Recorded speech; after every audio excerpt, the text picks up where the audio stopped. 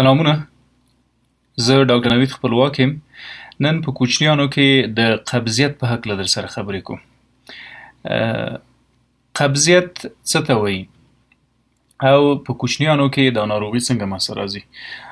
که چیرې په یوه هفته کې یو کوچنی 3 ځلې او یا هم تر 3 کم ځلې سټول پاس کړي یا ډکې متیازې وکړي، دې حالت ته موږ قبض وایو.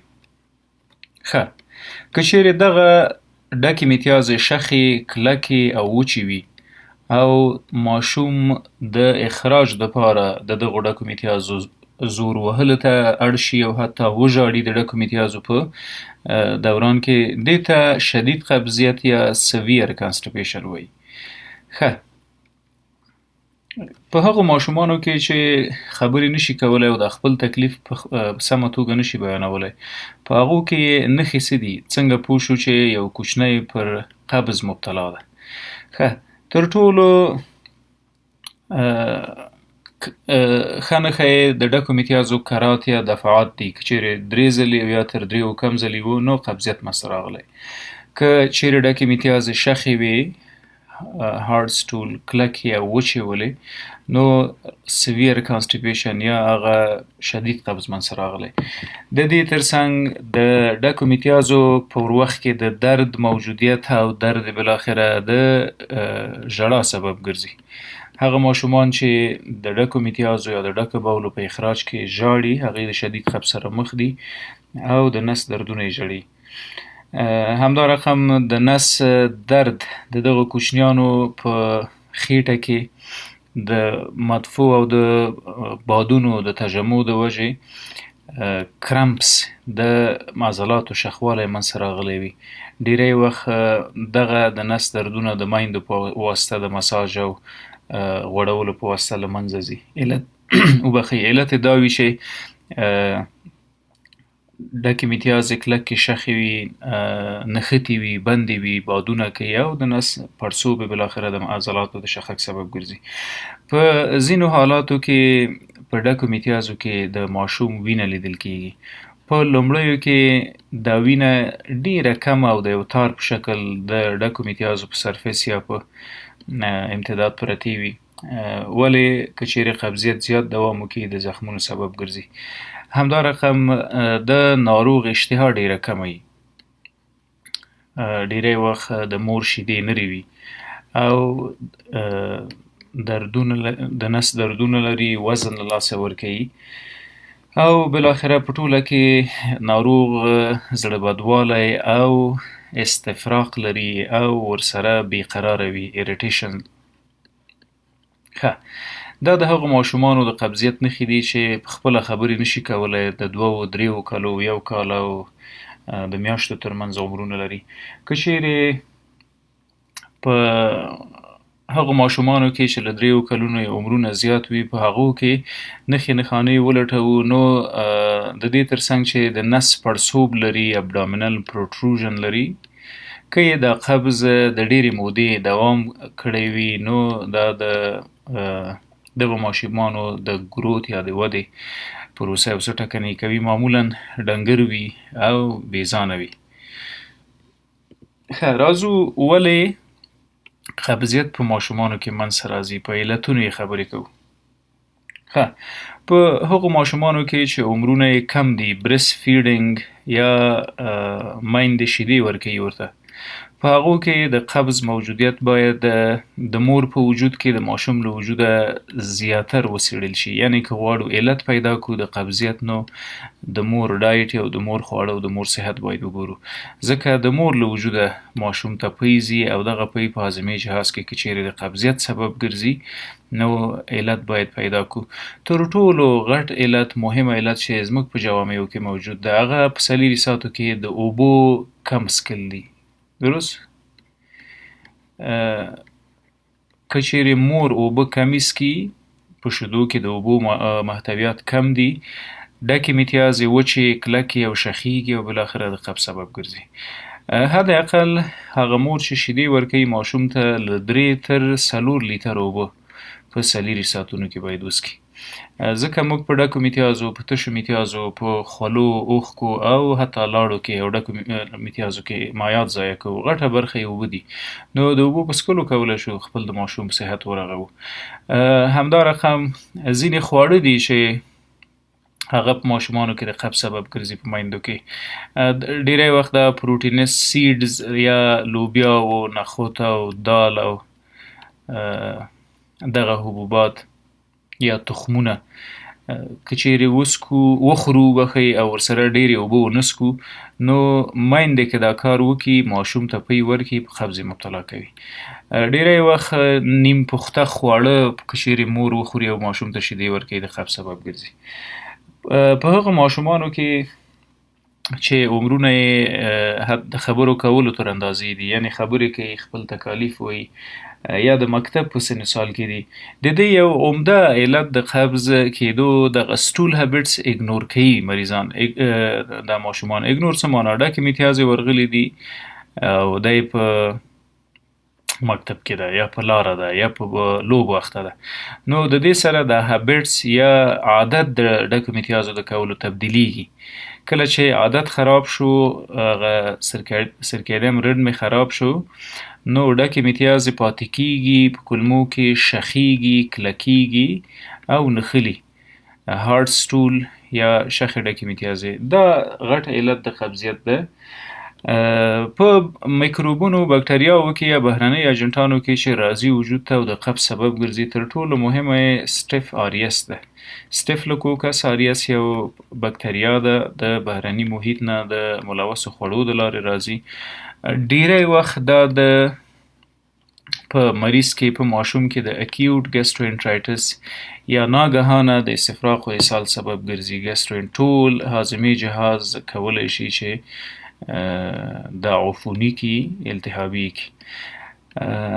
ولې په ریئر کیسونو کې سټیف آریس ګیسټروانټرایټس منځته راوسته، په سمه توګه له منځه ولاړ نه راغی. اسهالات او استفراغات د انټي ایمیټکس او د انټي ډایریل دواګانو په واسطه کنټرولېږي، اما سټیف آریس د ډېرو شدیدو قبضیتونو سبب ګرځي.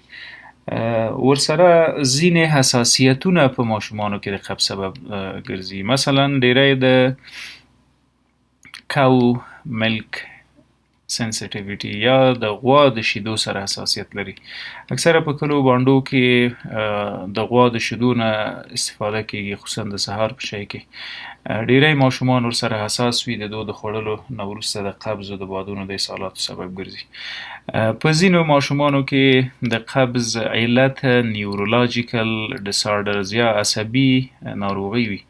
عصبي نه هدف هم مرکزي عصبي سیستم او هم محیطي عصبي سیستم چې هغه کې د اعصابو رګونه شامل دي. که چیرې د اعصابو رګ صدمه وګوري، په سمه توګه کولمو ته حرکت ورنکړي، دا کولی شي د قبض سبب وګرځي. مرکزي عصبي سیستم که چیرې کولمې کنټرول نه کړي، هغه مارپیچ یا مخصوص حرکات د کولمو تنظیم نه کړي، په ماشوم کې د قبض سبب ګرځي. ښه، که چیرې قبض دوام وکړي په ماشومانو کې او موږ یې مخنیوی ونه کړو، معالجه یې ونه کړو، نو ماشوم به مجبور و مکلف ده د ډکو میتیازو د وهلو دپاره زورونه ووهي. او دا ډیری وخت په ماشومانو کې د انل فشر یا شق مقعد یا د مقعد د جغرافیې د لاندنۍ برخې شکېدنه. لاندنۍ نه هدف په داخل د ریکټم نه چې کله راکوزیږو، دلته انل کانال شروع کیږي. ماشوم د زور وهنې د وجې یو څه ټیر یا غوښه کې د شکېدو له امله هم شدید دردونه او ډېرې کریکې او ژړاګانې کوي د ډکو میتیازو په وخت کې، او هم یې په ډکو میتیازو کې وینه موجوده وي. ښه، ډیری وخت که قبض دوام وکړي د آی بی ډي چانسونه زیاتیږي، اریټیبل باول ډیزیز.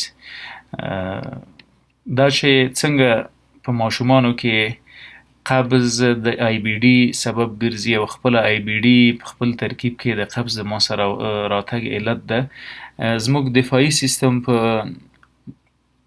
کولمو حمله کوي، دوه ناروغۍ جوړوي، د کرونز ډیزیز یا د کرون ناروغي او السرټیو کولایټس یا زخمی کولمه.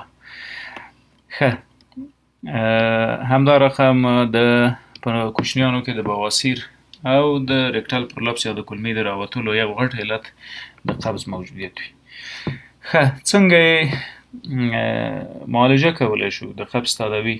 په هغو ماشومانو کې چې عمرونه یې کوچني دي، د 2 کلو نه کم دي، او شیدې د مور شیدې روي، په هغو کې لکه څنګه چې علت منحصر مور ته و، همدغسې معالجه هم منحصر مور ته ده، برست فیډینګ. ښه، نو هر هغه علت چې د قبض وي، علت باید برطرفه کړو او ماشوم له قبضه خلاص کړو. که عفونت و بکتریا و ویروسونه په مور کې د هغو باید معالجه وکړو. که مور بدپرهیزي کوي، د هغو د ځان وژغوري چې د ماشوم د صحتمندۍ سبب وګرځي. په ینګر ماشومانو کې، په هغو کې چې غټ دي، ګرځي، د مکتب او د مدارسو د ورتګ اړتیا لري، یو غټ علت پکې لکه مخکې مو چې وویلې ایګنورنس ده. د هغې دپاره موږ باید پراپر ټریننګ ولرو، یعنې ماشوم ته په مشخص وخت کې که په یاد یې نه وي خپله ووایو بوی زو تشناب ته. دا ټایلټ ټریننګ باید ماشوم زده کړي. همدا رقم دویم غټ علت په دې ماشومانو کې د اوبو نه څښل او حتی یا د اوبو کم څښل دي. ګوره که اوبه ونه څښو، ډکې متیازې وچې شي، کلکې شي، شخې شي او بالاخره نه راوځي. همدې حالت ته موږ قبض وایو. یا د هغه مشروباتو جوسونو نه استفاده نه کوي چې اوبه لري، لکه ډیری وخت فرش فروټس یا تازه میوه که موږ واخلو د جوس په شکل یې وڅښو، نو د قبض لپاره ګټې دي. هم اوبه پکې دي ډکې متیازه چې شخې او کلکې وي، لمدوي او نری کوي، او هم فایبرز پکې دي چې د قبض د درملنې لپاره ډېر مهم دي. نو اوبه باید زیاتې وڅښي ماشومان، هدف مې ټول دا ده. همدا رقم هغه د میوې جوسونه باید ماشوم ته زیات ورکړو، تشویق یې کړو چې د هر څه نه استفاده وکړي. په درملو کې لګزټیوز یا هغه درمل چې غټې کولمې اخلي، ښویوي او اجازه ورکوي چې ډکې متیازې بیرون راوځي. په دو کې د کاستر آیل یا کاستر غوړي دي، اکثره په کلو بانډو کې د جلاب په نامه یو څه وي، د قبضیت دپاره دا غوړي ډېر خوري چې ټولې کولمې ورته تخلیه کړي. بیزاکوډایل موږ ډیری وخت د لګزټیف په کورنۍ کې مریضانو ته، ماشومانو ته کاروو. همدا رقم د مختلفه نور هربل میډیسنز دي چې د قبض د برطرفۍ دپاره کارول کیږي. اما مهمه دا ده چې علت باید پیدا کړو، هغه انډرلاین کاز څه ده. که د اوبو نه څښل، ماشوم باید اوبه وڅښي. که ټایلټ ټریننګ ته د اړتیا درلودله، ټایلټ ټریننګ باید وکړي، یعنې تشناب ته د تګ وختونه مشخص شي. څنګه جلوګیري د دې حالته باید وکړو؟ په خوراکي توکو کې د فایبر موجودیت. فایبر څه وکړي؟ په میوو او په ترکاري باب کې وي، دا باید زیاتره وخورو. مریض یا ماشوم باید تشویق کو، انکرج کو څه شي ته؟ د اوبو څښلو ته. همدا رقم له ډوډۍ وروسته قدم وهنې ته. ماشوم باید تشویق کو، حتی انعام ورکو په ځینو حالاتو کې. مثلا که ډکې متیازو ته په وخت نه ته، تاسو کولی شئ چې دته یو انعام وټاکئ. که مثلا والدین کولی شي چې ماشوم ته ووایي که دا کار دې داسې وکړو، نو داسې یو څه انعام درکوم. دا یې ډېرې ښې لارې دي د مخنیوي. دویم، ماشوم ته مستقیما پیسې په لاس مه ورکوئ، ځکه دوی بازار ته ځي، ډیری وخت هغه خواړه اخلي چې هغه دفتن پخ شوي، صحي نه وي، فاست فوډز اخلي او اریټیشن او حساسیتونه په هاضمي جهاز کې جوړوي. تاسو هر هغه څه چې خپل ماشوم ته پیرزویه لري، هغه خپله لاړ شئ بازار کې واخلئ، او کله چې مکتب ته یا بیرون ته، هغه ورته په لاس ورکړئ چې ویې خوري یا په مکتب کې وخوري. مننه.